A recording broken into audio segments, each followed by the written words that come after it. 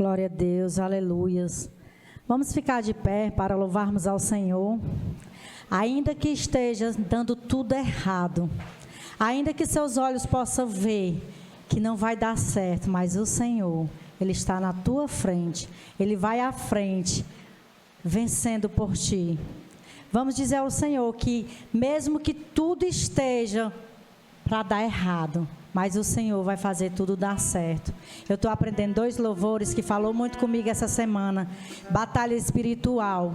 E no louvor liberta. O louvor nos liberta, o louvor nos acalma. Então vamos dizer que o Senhor é grande, o Senhor é maravilhoso. Ainda que a figueira não floresça e a vinde não floresça, o Senhor vai estar na frente conosco. Aleluias.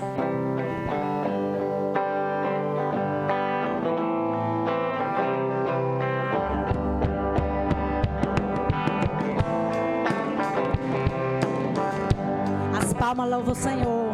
Vamos louvar ao Senhor.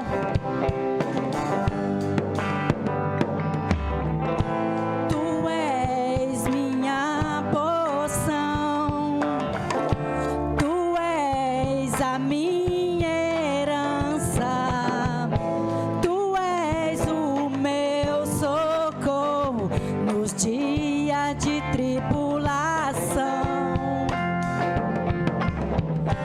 Mesmo que meus pais me deixem, mesmo que amigos me traiam, eu sei que em teus braços eu encontro salvação. Ainda que a figueira não floresça, ainda que a videira não dê mesmo que não haja alimento nos campos, eu me alegrarei em ti. Ainda que a figueira não floresça, ainda que a videira não dê o seu fruto, mesmo que não haja alimento nos campos, eu me alegrarei em ti. No Senhor, Ele é a tua fortaleza, Ele é o teu escudo, Ele é tudo que precisamos. Aleluia. Diga para o Senhor: Tu és minha porção, Tu és a minha herança, Tu és o meu socorro nos dias de tribulação. Mesmo que meus pais me deixem, mesmo que amigos me traiam, eu sei que em teus braços eu encontro salvação. Ainda que a figueira não floresça, ainda que a videira não dê o seu fruto, mesmo que não haja alimento nos campos, eu me alegrarei em ti. Ainda que a figueira não floresça, ainda que a videira não dê o seu fruto, mesmo que não haja alimento nos campos, eu me alegrarei em ti. Se alegre no Senhor, Ele é a tua porção, Ele é o teu socorro, Ele é tudo que nós precisamos. Entrega teu coração ao Senhor e coloca Ele diante de tudo na tua vida. Aleluia. Glória a Deus, glória a Deus. Louvado seja o Senhor. Pergunte para o seu irmão: o que é que você veio fazer hoje aqui? Você veio dar glória ao Senhor? Você veio depositar todo o seu amor ao Senhor nessa noite aqui? Pois diga que toda honra e toda glória seja dada a Ele, porque dele, para Ele são todas as coisas. Louve, entregue, abra seu coração agora para o Senhor. Deixa Ele agir na tua vida e diga que Ele é toda honra e toda glória. Aleluias.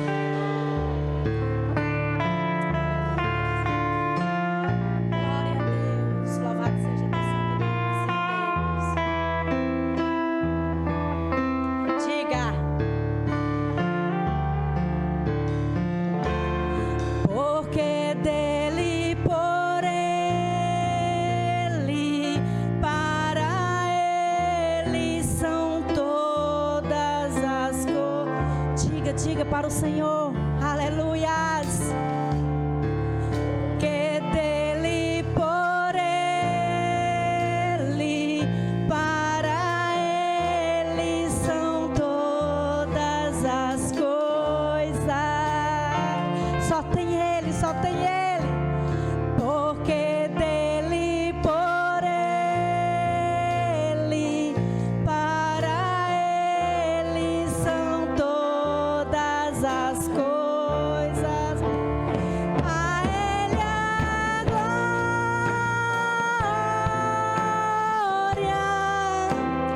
a ele a glória,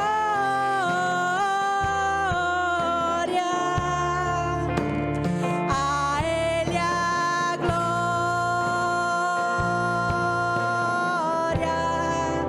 para sempre. Amém.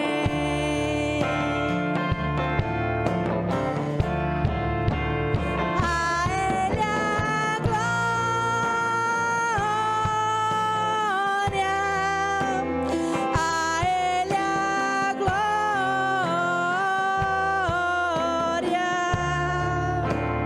a ele a glória, para sempre. Amém.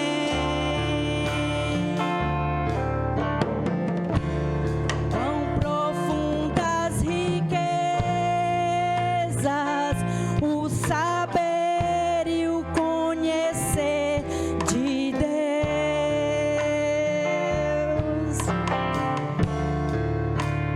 Quão insondáveis seus juízos e os seus caminhos.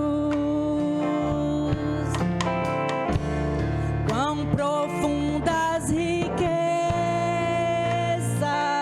o saber e o conhecer de Deus.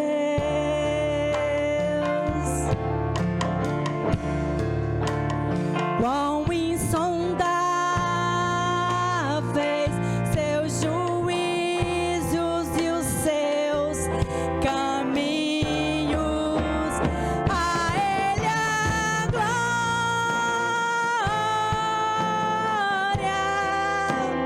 a ele a glória,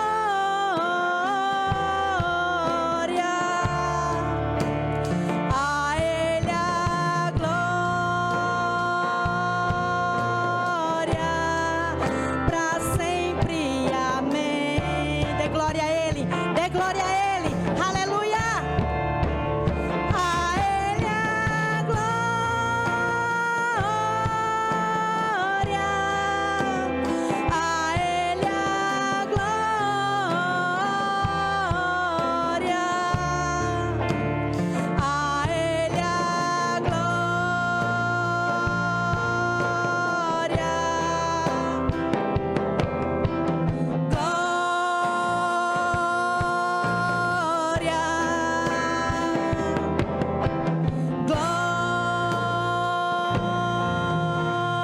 ele a glória, para sempre. Amém.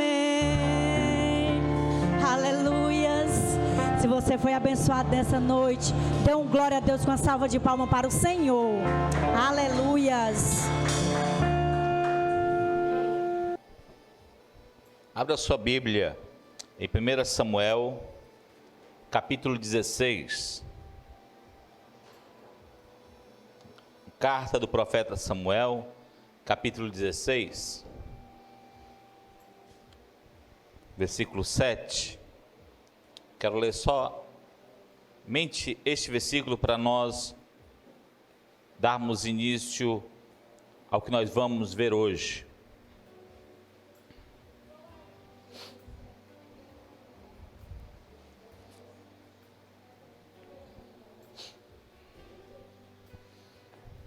Todos acharam?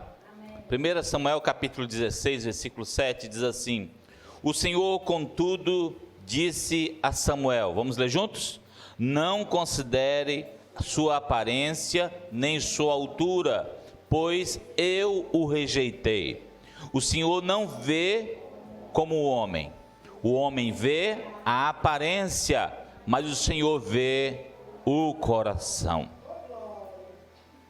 Uma das grandes verdades sobre o que somos e o que aparentamos ser, é que podemos até enganar as pessoas com as nossas máscaras que usamos e projetamos para que elas nos vejam como queremos ser vistos, como queremos aparecer, mas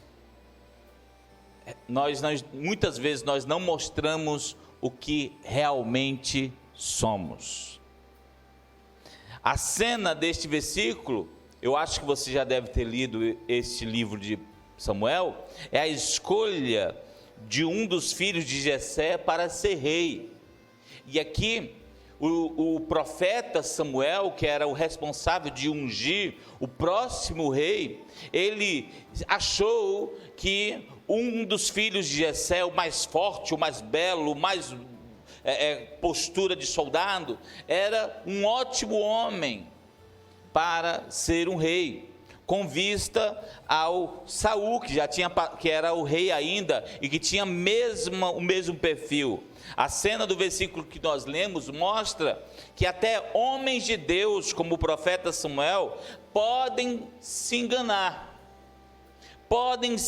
pela aparência mostrada por pessoas que tentam se autopromover, por pessoas que tentam passar uma imagem de que aquilo que eles não são. Você sabe muito bem que esse mesmo homem que o Samuel queria ungir como rei, que aparentou ser um homem forte, valente, na hora de enfrentar Golias, ele amarelou. Foi ou não foi? Foi um dos que amarelaram. Então, o que mostramos às pessoas, preste atenção às minhas perguntas, o que mostramos às pessoas revela nós realmente o que somos por dentro? Revela nossas doenças interiores? Revela nossos traumas? O que mostramos para as pessoas revela os nossos medos, nossas crises psicológicas e emocionais? O que nós mostramos aqui no culto, porque aqui a gente bota uma roupa de crente, uma Bíblia de crente, será que mostra realmente as feridas, as marcas, as doenças emocionais que temos?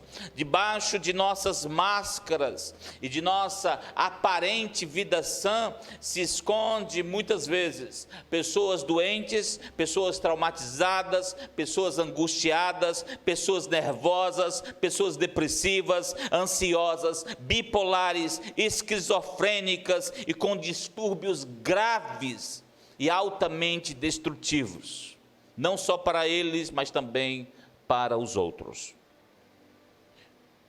Um acontecimento muito interessante que houve com Jesus e que eu amo, que dá para a gente também colocar nessa introdução desta mensagem e tem muito a nos ensinar, é o texto que está lá em Marcos capítulo 10, veja aí comigo. Marcos capítulo 10, é a história do Bartimeu. Você lembra do Bartimeu?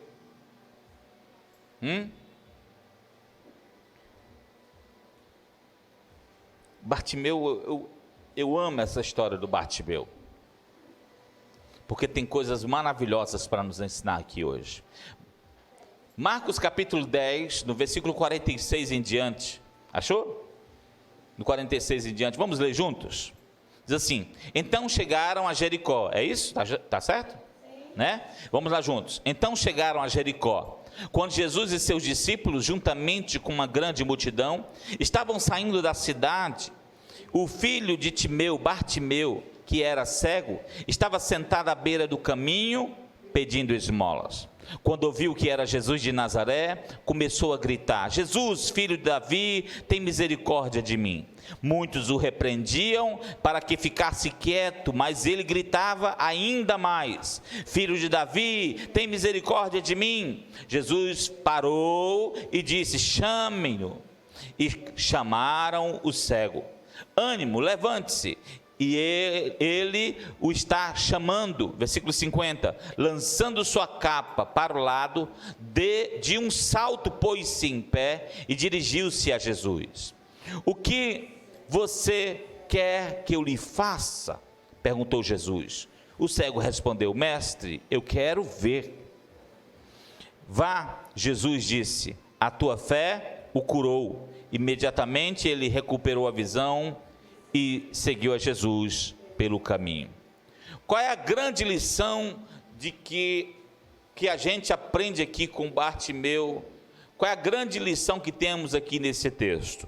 Primeiro, Jesus, mesmo sabendo o que Bartimeu queria, ele dá a oportunidade para o cego Bartimeu falar qual era o seu real problema. É uma das coisas que nós temos que aprender na vida de oração. Nós temos que chegar para Jesus e falar, entender, nos conhecermos o suficiente para falar realmente dos nossos problemas. Tem uma dinâmica que a gente sempre faz aqui na igreja, da gente falar 3 qualidades e defeitos da gente. E é interessante, as pessoas têm maior dificuldade de falar, sabe do quê? Das qualidades. Aí diz assim, não, diz aí tu, né? Ah, não me conheço muito bem não, acho que as pessoas me conhecem melhor do que eu. Já ouvi essa desculpa esfarrapada aqui tantas vezes. Mas a ideia da pessoa que diz essas respostas esfarrapadas, é que ela quer saber o que as pessoas pensam ao seu respeito. Porque ela se conhece, ela sabe muito bem. É preciso fazer que nem Bartimeu, assumir a sua doença. Assumir é o primeiro passo para a cura. Para que você seja curado, você precisa assumir que é doente. No Alcoólicos Anônimos, não existe alguém que chega lá e diz assim, eu não sou alcoólatra. A primeira coisa que ele tem que assumir é, eu sou alcoólatra, né?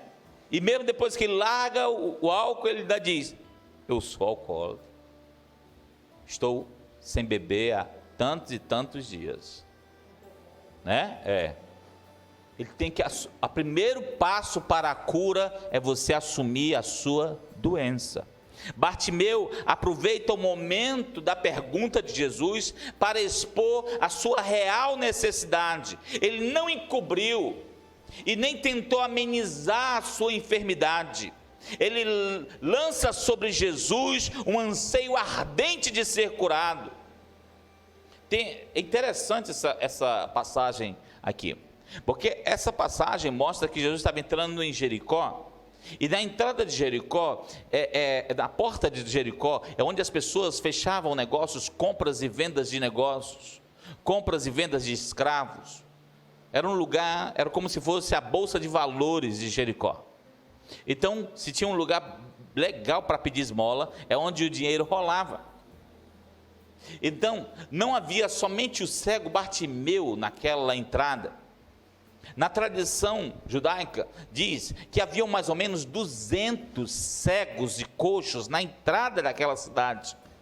Então, quando você entrava na cidade, tinha, vamos comparar, que tinha 100 coxos cegos de um lado e 100 coxos e cegos do outro.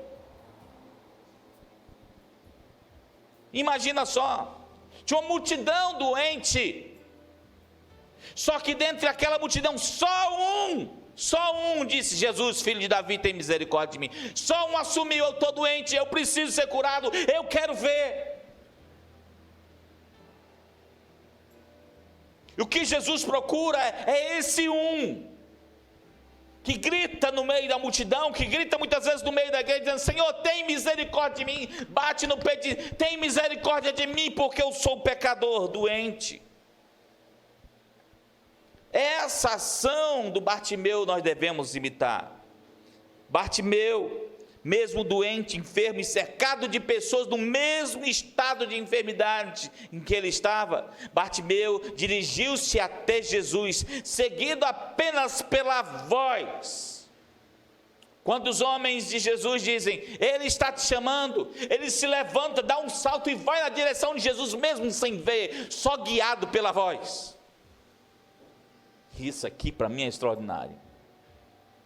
Porque eu não preciso estar totalmente curado para chegar perto de Jesus. Eu preciso pelo menos ouvir algo de Jesus. Amém? Se Jesus está falando, eu estou doente, vai até Ele. Porque quanto mais tu se aproxima de Jesus, mais tu és curado. Amém? E foi isso que Ele fez. E eu te convido a fazer a mesma coisa hoje. Seguir a voz de Jesus e a voz do Evangelho de Jesus. Pois cada passo que você dá para mais perto dele, mais cura tem para a tua vida. Tu crê nisso? Eu creio. Veja a sua Bíblia em 1 Coríntios capítulo 11, versículo 30. 1 Coríntios capítulo 11, versículo 30.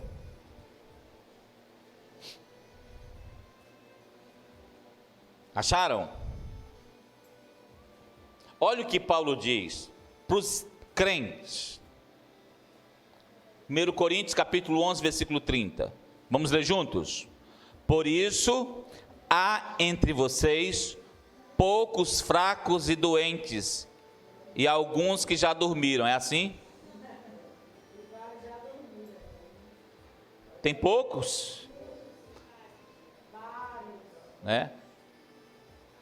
Tinha um palhacinho que brincava com a gente no circo lá e dizia assim, é pouco, aí os meninos, as crianças faziam assim, ó, assim, ó, né? Assim, ó, né? É pouco doente? Não, é assim, muitos doentes, é ou não é? Muitos. Aí eu fico pensando assim, na época do Paulo, com o apóstolo Paulo, as ovelhas do Paulo tinham um bocado de doente. Paulo não negava que haviam pessoas doentes entre os irmãos na fé.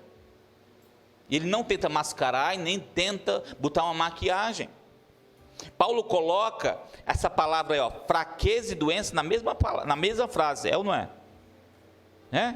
Como se estivesse no mesmo patamar.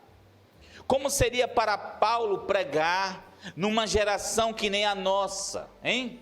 Como seria para Paulo pregar para igrejas que nem as nossas, para os irmãos que nem os nossos, onde muitos não admitem suas fraquezas e suas doenças internas, onde parece que é moda aparentar que é um super crente. Quando não admitimos nossas fraquezas, quando não admitimos nossas doenças interiores, estamos trabalhando em prol ou contra o crescimento da igreja e da maturidade? Estamos trabalhando contra. Estamos trabalhando contra. Você não precisa se levantar contra pastor, nem tentar matar o irmão para ser contra a igreja. Se você permanecer doente emocionalmente, doente sem se abrir, sem procurar cura, você já está trabalhando contra. Já está trabalhando contra. Paulo não declara que há enfermos na igreja para mostrar que a igreja é um hospital, porque a gente escuta demais isso, né? A igreja é um hospital, tem muitos doentes, mas ele declara isso aqui para que os doentes compreendam suas fraquezas e enfermidades, e que essas doenças adoecem a igreja, adoecem a família, trava as conquistas, afeta os relacionamentos, limita o seu crescimento espiritual. Essas doenças fazem mal ao templo do Espírito Santo, faz você ter uma visão doente daquilo que era para ser saudável. Entenda isso. Existe uma doença que é a doença que mais tem se proliferado em nossos dias. E onde eu ando, eu vejo o nível desta enfermidade interior se multiplicando. É uma doença chamada transtorno de ansiedade. Já ouviu falar? Transtorno de ansiedade. Hoje eu quero conversar com você sobre essa doença e como a Bíblia aborda essa doença chamada transtorno de ansiedade. A ansiedade é uma reação natural que todos nós sentimos quando nós passamos por algum momento difícil em nossas vidas. Porém, quando ela é muito intensa, quando esta ansiedade é muito frequente, ela afeta negativamente as nossas vidas e ela machuca o nosso interior. Dados médicos dizem que mais de 15% da população no Brasil sofre de transtorno de ansiedade. Se são mais ou menos isso, pensa, a cada 4 pessoas temos uma com transtorno de ansiedade. A verdade é essa. A cada 4 pessoas, uma tem transtorno de ansiedade. E com o nível de tensão que as pessoas têm vivido nesse tempo, este número multiplicou. Com a questão do coronavírus, isolamento, falta de emprego, isso faz com que esse número se multiplique. E detalhe, esse transtorno de ansiedade, ele é a porta, o condutor mais forte para as depressões. Ansiedade é um sentimento ligado à preocupação. Você não tem ninguém assim do seu lado, né? Não tem ninguém assim perto de você. Você não conhece ninguém assim.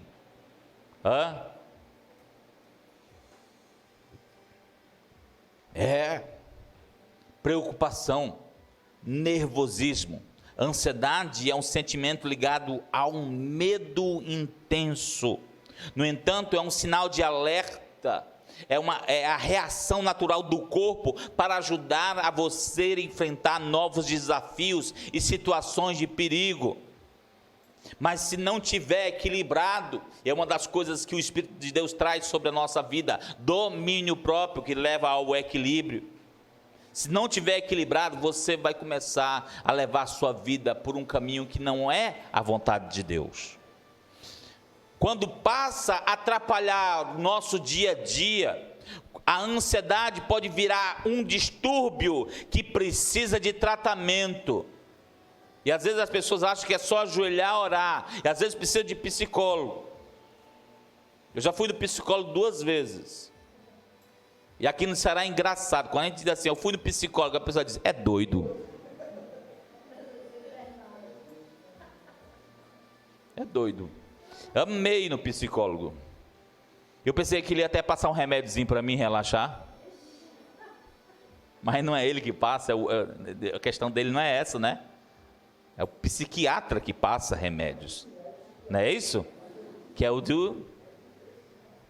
das pessoas com problemas mentais, não é isso? Então,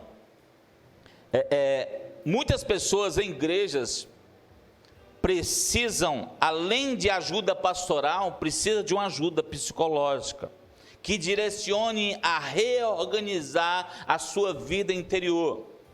Porque às vezes a gente percebe que tem gente que a vida externa é linda, tudo no seu devido lugar, a casa bem limpinha, mas dentro é um caos. Dentro é um caos. É uma doença, essa questão do transtorno de ansiedade, é uma doença que deve ter, com certeza, passado dos 15% neste tempo de coronavírus, desemprego e carestia. Já que uma das causas que mais leva ao transtorno de ansiedade são as circunstâncias difíceis e duradouras que cada um enfrenta. E todo mundo está enfrentando essa circunstância difícil e duradoura. Já vai fazer 1 ano. Não é isso? Já está durando demais, né? Já está vindo outro, né? Já estão providenciando o terceiro, o filho do outro, né? Vamos pensar o que causa isso. Porque se nós entendermos o que causa a ansiedade, o que causa o transtorno de ansiedade, a gente começa a entender melhor como é que a gente pode pedir ajuda. E como é que a gente pode lidar com a gente mesmo. Há alguns fatores que podem facilitar a esse distúrbio. Primeiro, genética. Tem pessoas que têm transtorno de ansiedade porque seus pais também tiveram. Está entendendo? É genético. Outros têm por causa de traumas. Traumas com perdas de entes queridos, traumas por causa de algum acidente, traumas por causa de algum defeito no seu corpo, traumas por causa de maus tratos, traumas por causa de abusos físicos, verbais e até abusos sexuais. Isso traumatiza e trava a vida de muitas pessoas. Outra coisa que pode causar ansiedade, o transtorno de ansiedade, problemas na infância. Crianças a partir de 7 anos já aparecem hoje com transtorno de ansiedade e tem indícios desse mal. A criança não tem isso? Tem. E uma das coisas que a gente percebe, a gente vai ver aqui alguns resultados de pessoas que têm transtorno de ansiedade, a gente vai vendo que as crianças também têm essas coisas. Outras, doenças físicas. Tem gente que tem transtorno de ansiedade por causa de algum problema físico, algum problema hormonal, né? Outros, problemas cardíacos e como arritmias. Pessoas que constantemente, que nem a mulher daquele, acho que era o sai de baixo que ficava, né? Ai meu coração, né? Vou morrer. Tem gente que do nada o coração acelera. Problemas cardíacos, doenças hormonais, como hipertireoidismo, já viram isso, não? Né? Ou doença desgracenta que afeta o humor, que afeta o procedimento e a forma de pensar. Nós tínhamos uma mulher que tinha esse hipertireoide, né? Com um problema, todo mundo tem essa tireoide, né? Mas ela tinha isso com um problema, nossa, deu pena da mulher, passava muito mal. Problemas respiratórios, como doenças pulmonares e crônicas. Mas que problemas respiratórios tem a ver com problema de ansiedade? Gente que quando está muito ansioso, perde até o ar, garganta seca, inflama a garganta. Aí às vezes você está com transtorno de ansiedade, vai na UPA e volta com coronavírus. Está entendendo? Você está com transtorno de ansiedade, problema que afeta a tua respiração, afeta a tua garganta, aí vai lá e vai dizer, o médico olha assim, coronavírus. Abuso de drogas, de álcool, de medicação, tudo isso pode pode causar transtorno de ansiedade. Quais são os sintomas? Aí agora a gente vai ver sintomas que acontecem tanto com crianças, jovens, adultos e velhos.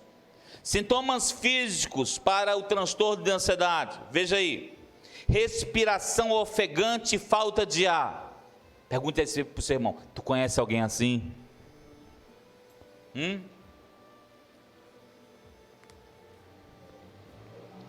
Respiração ofegante e falta de ar. Outro problema físico: palpitação e dores no peito. Outro, fala acelerada. Aí ninguém entende bolhufas nenhuma. Quando está nervoso, começa a falar nada com nada, nem entende nada. Vai chutar no gol. Gol!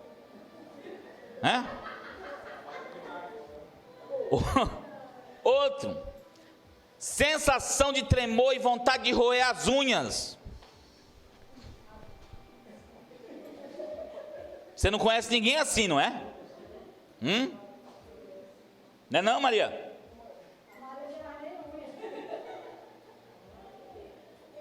Sensação de tremor e vontade de roer as unhas. Agitação nas pernas e nos braços. Quando está sentado, o pé fica. Não sossega.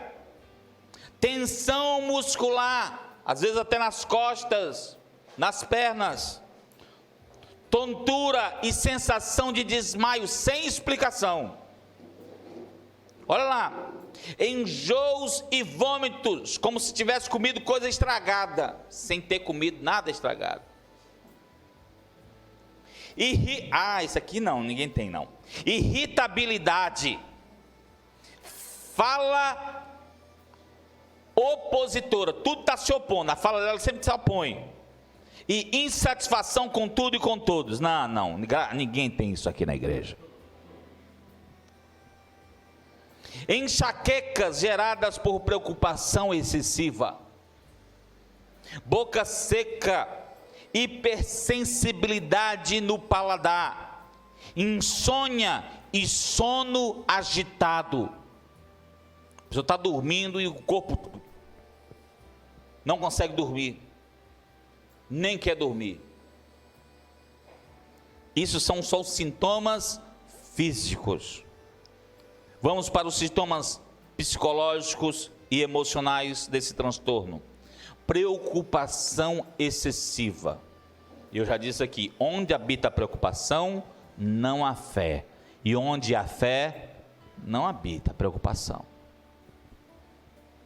Dificuldade de concentração e descolamento mental da realidade. Você está aqui, de repente você está... E o feijão? E o feijão?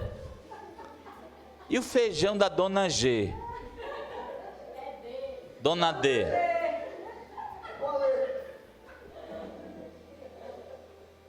Entendeu? Você está aqui, aí de repente assim, será que eu fechei o portão? Você perde os raciocínios muito rápido. Você esquece as coisas com muita facilidade. Falta de concentração. Aí você diz assim, é porque eu sou dislexa, né? É outra palavra para gente abestada. Né? É, dislexa.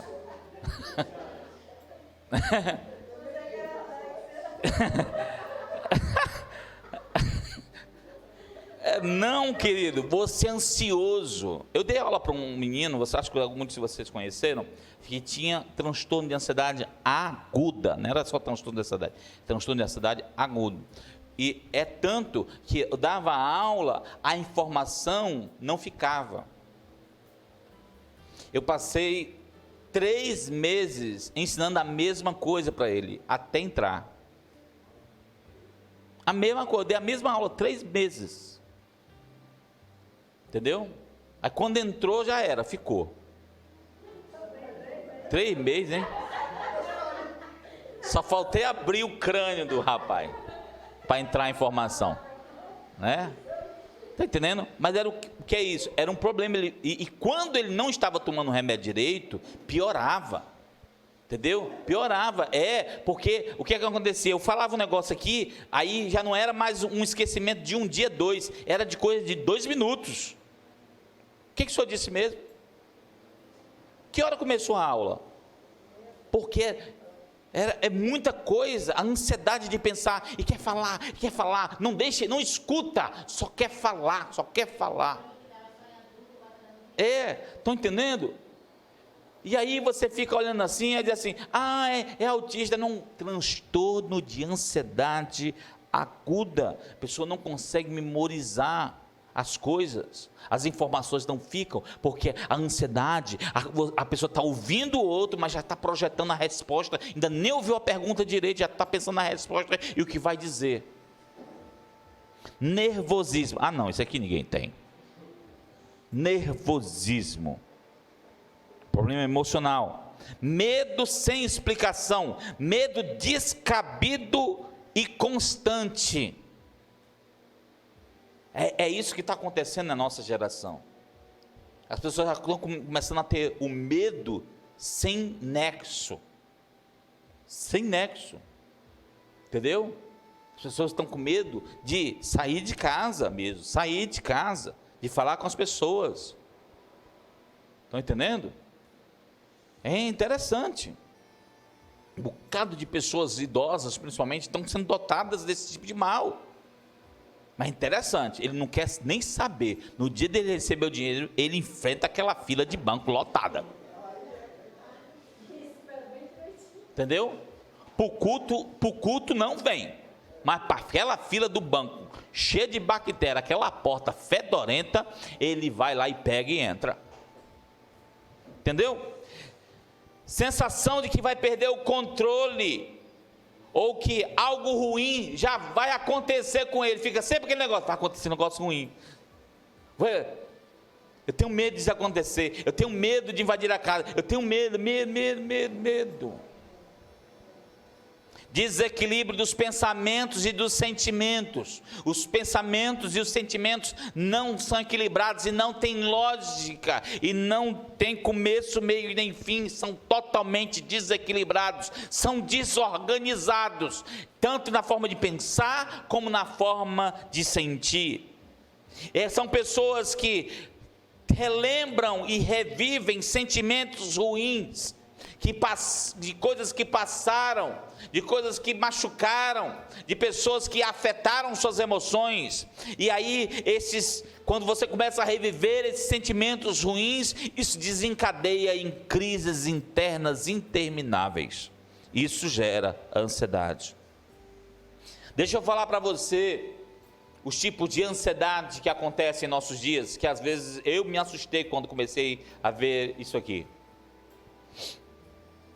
A combinação de uma preocupação excessiva com estresse gera uma doença chamada ansiedade generalizada.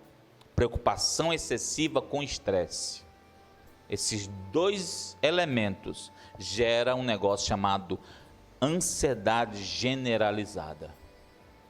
Quando a pessoa sente uma sensação forte e angustiante na alma, que está prestes para morrer e perder o controle, essa pessoa tem uma doença de ansiedade chamada transtorno do pânico.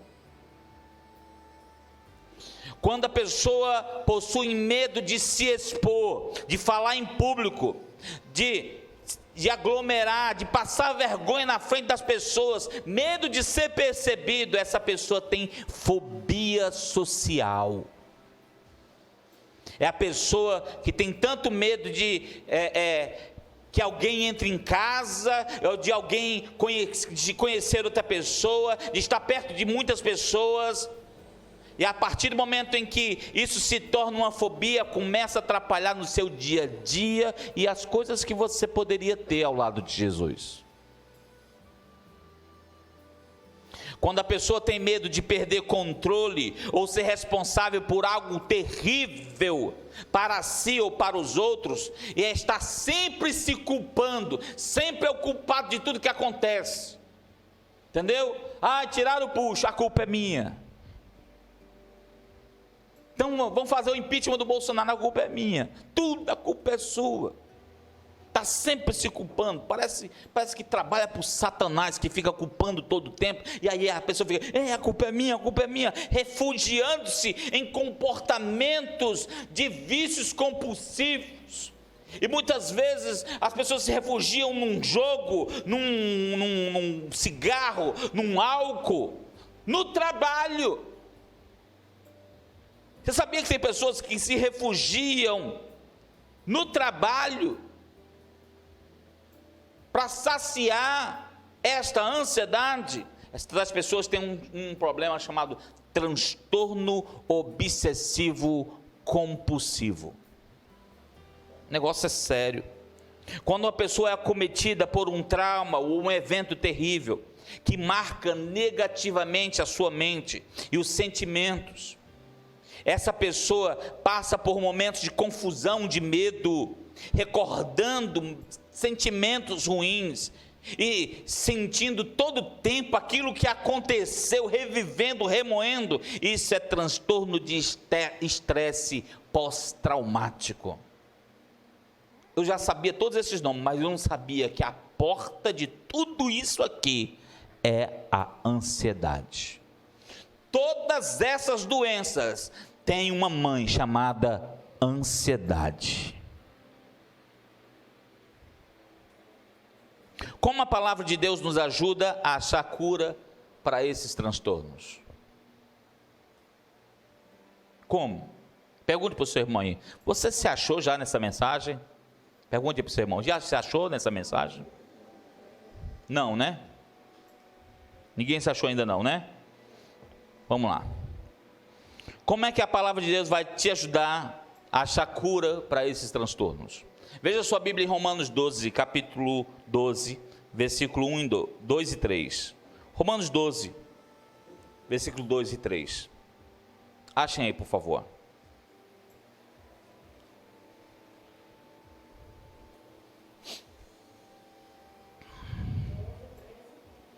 Romanos capítulo 12, versículo 2. Vamos ler juntos? Não se amoldem ao padrão deste mundo, mas transformem-se pela renovação da sua mente, para que sejam capazes de experimentar e comprovar a boa, agradável e perfeita vontade de Deus. Por isso, pela graça que me foi dada, digo a todos vocês: ninguém tenha de si mesmo um conceito mais elevado do que deve ter, mas ao contrário, tenha um conceito equilibrado, de acordo com a medida da fé que Deus lhe concedeu. Paulo nos ensina formas que irão nos ajudar a achar cura para a ansiedade. E aqui está só, como diz assim, um pedaço da bula. Primeira coisa que Paulo nos aconselha aqui: uma mente que se renova. Uma mente que está sempre se renovando, que não trava no tempo, que não fica pensando só nas coisas do passado, que não fica só se martirizando, que não fica pensando só a mesmice de todo dia. Uma mente que está sempre aberta para encontrar coisas novas. Para Paulo, a forma de pensar precisa ser moldada, transformada. E se não fizer isso, você vai ter problemas. É se permitir que Deus faça você pensar como Ele quer que você pense, já que a vontade dEle é como? Boa, perfeita e agradável. Se Ele quer que você pense no que é da vontade dEle, ou então tua mente vai ser dotada de coisas boas, perfeitas e agradáveis. Amém? Mesmo Paulo diz lá em 1 Coríntios 2,16, que nós temos a mente de Cristo. Agora fique pensando, a mente de Cristo é doente que nem essa que nós vimos aqui, com esses problemas? Quando Paulo diz, vocês têm a mente de Cristo, então se tem a mente de Cristo, é uma mente sã, saudável, curada. Amém?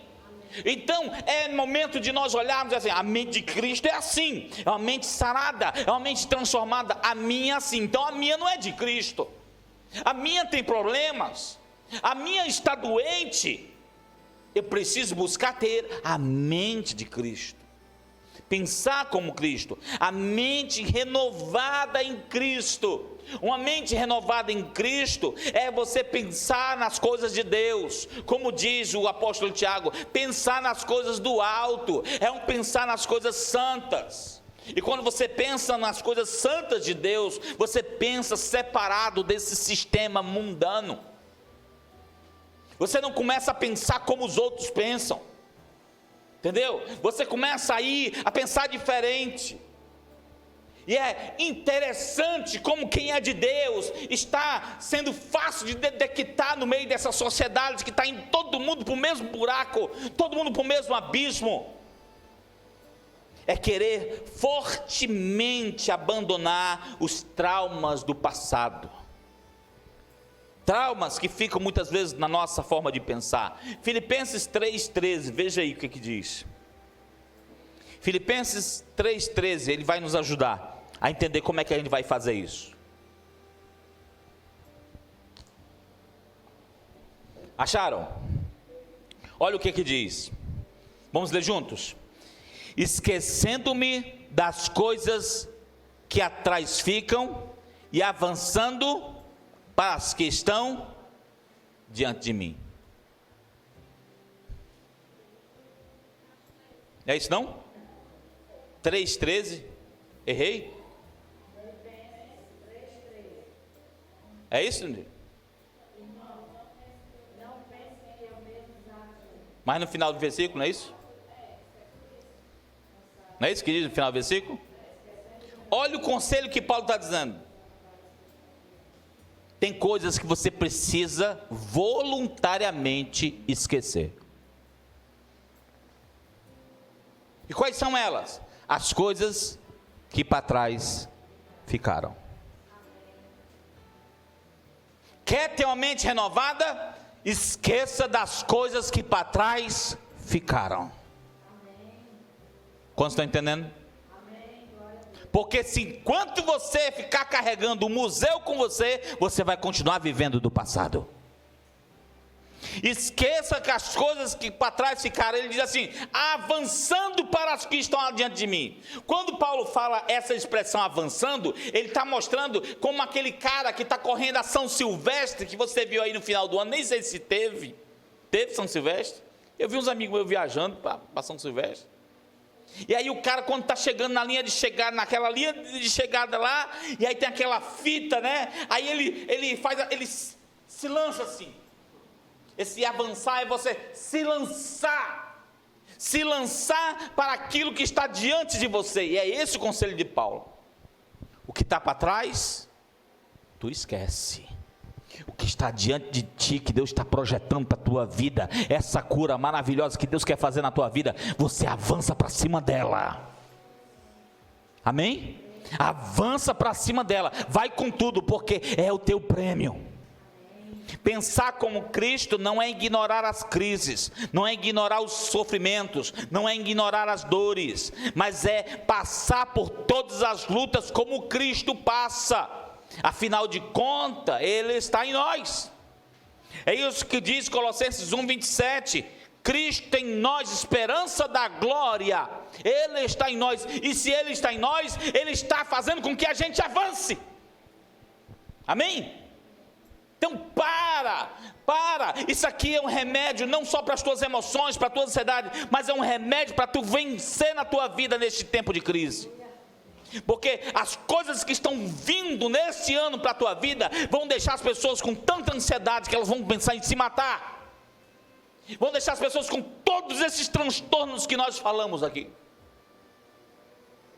Como diz aí Romanos 12:2, é preciso experimentar e comprovar. Tem assim na sua Bíblia?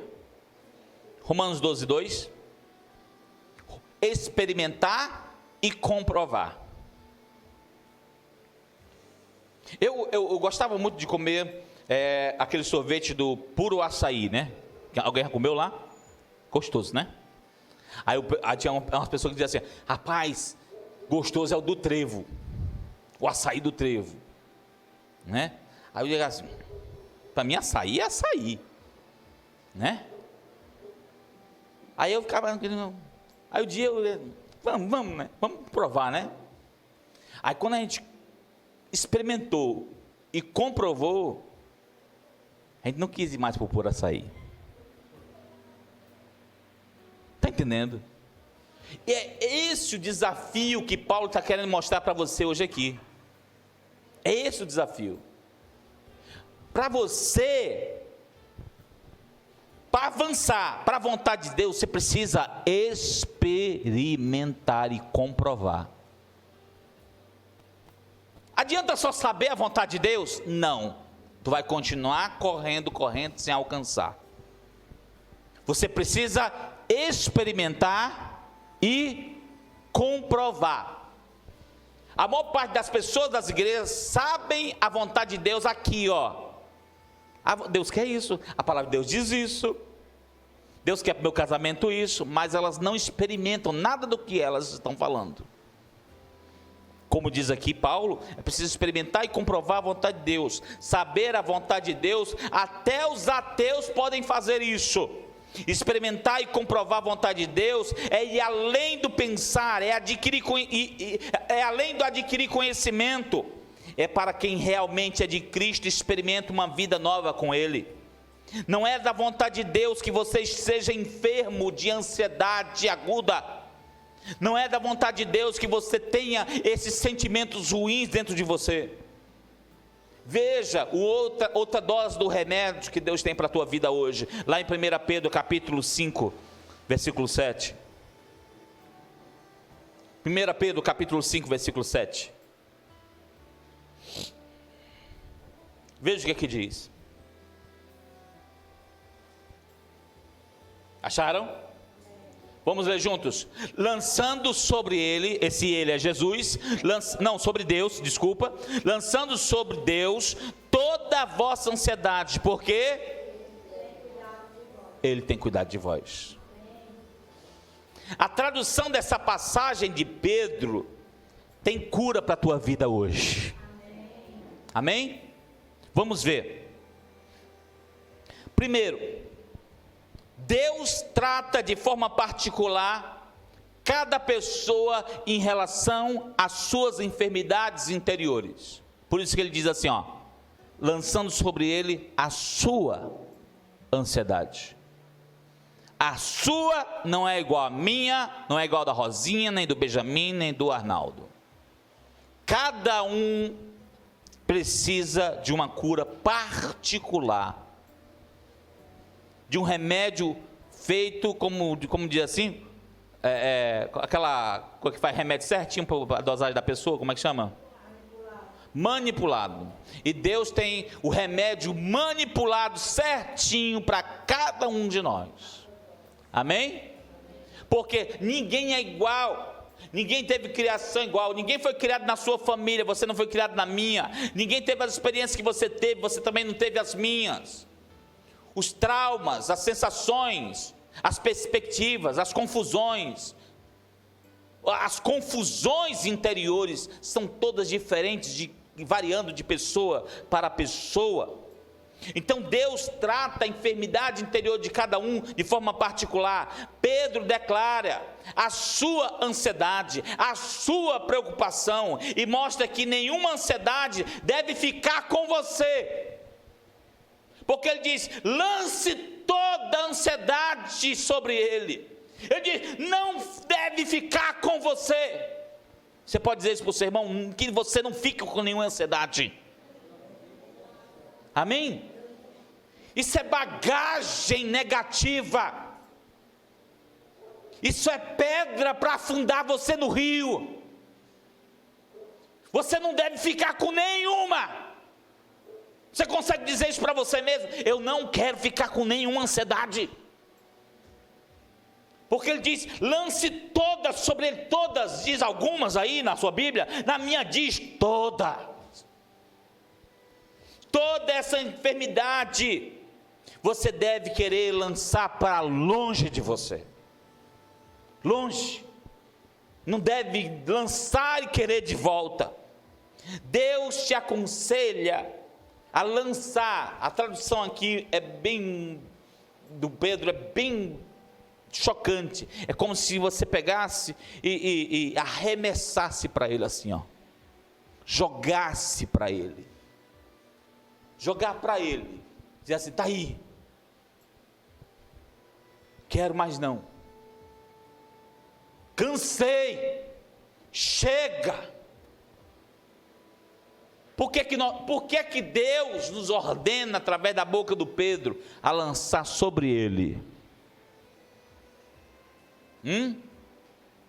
Por que não diz assim, lance sobre seu filho, lance sobre seu marido, lance sobre seus pais, lance sobre o Satanás? Por que diz para lançar sobre Deus? Porque se você lançar sobre qualquer pessoa e até sobre o Satanás, vai voltar tudo para você de novo. Mas se você lançar sobre Deus, Ele toma de você para que você seja curado. Toda enfermidade, toda ansiedade você deve lançar sobre Ele. Deus te aconselha a fazer isso, arremesse sobre Ele. Somente Deus pode suportar o que você não tem capacidade de controlar. Só Deus. Deus está dando o melhor remédio para a ansiedade, para a depressão e para a solidão aqui esta noite. Qual é o remédio? Ele mesmo. Ele mesmo. Sua palavra que eu estou fazendo hoje é só lendo a bula, mas o remédio é Ele mesmo. Por isso que ele diz assim, lance sobre Ele, experimente a vontade dEle, comprove a vontade dEle, experimente Deus, e você vai ser curado. Ele se importa, como diz aí, Ele tem cuidado de você. Tem assim na sua Bíblia, ou só tem na minha?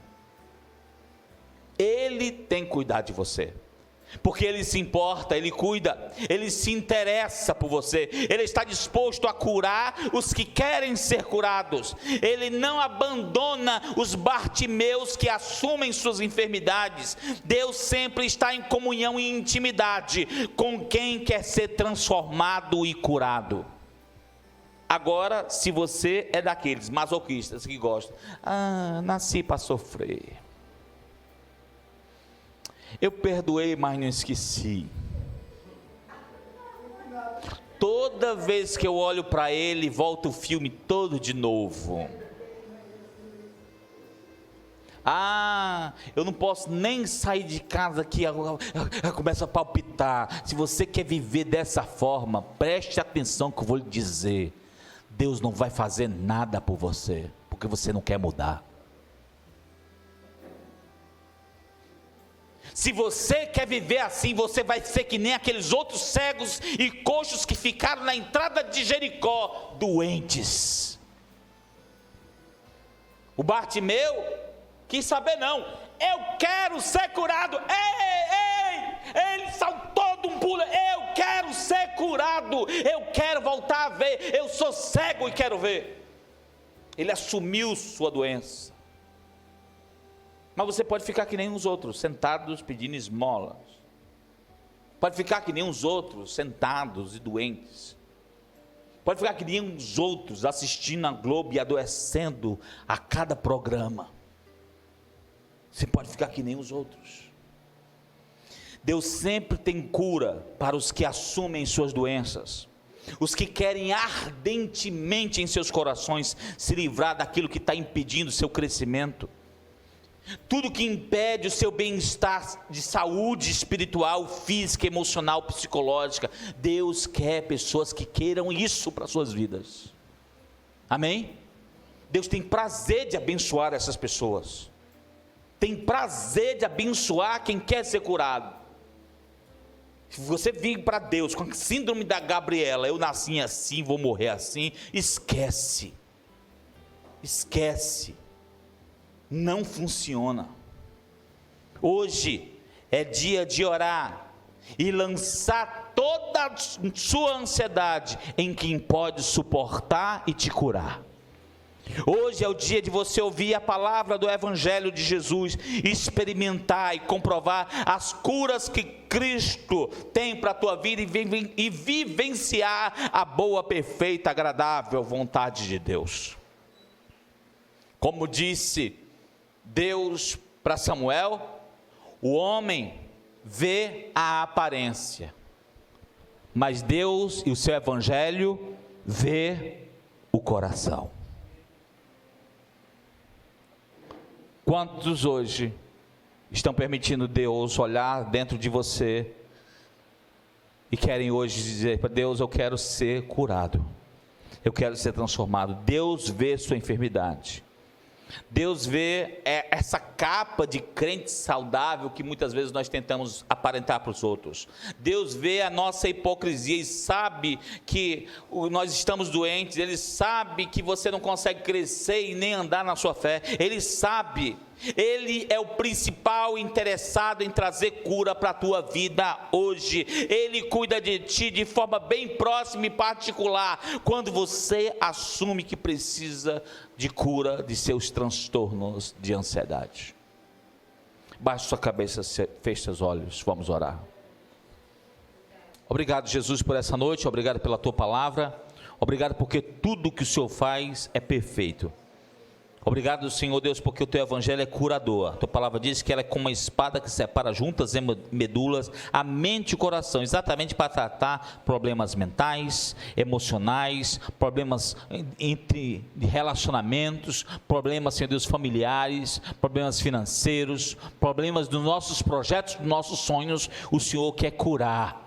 E eu te agradeço porque o Senhor está interessado em curar aqueles que estão doentes. Há ainda muitos doentes, Senhor Deus, no meio do povo de Deus, mas eu sei que o Senhor está interessado em curar todos eles para a glória do Teu nome. Por isso, Senhor Deus, dá uma semana transformadora, uma semana de cura, de experiência, de comprovação da Tua boa, perfeita e agradável vontade, Senhor. Que o Senhor Deus possa se manifestar na vida e na família de cada um, em nome de Jesus. E que haja poder do alto, ministração no teu interior a cada dia, que o Espírito de Deus possa moldar e dar equilíbrio à tua vida, em nome de Jesus. Que a tua semana seja de paz, que os teus dias sejam de bênção, que a tua saúde venha a ser a cada dia uma saúde implacável, inabalável, e que o Senhor proteja a tua casa, os teus familiares, em nome de Jesus. Amém, amém.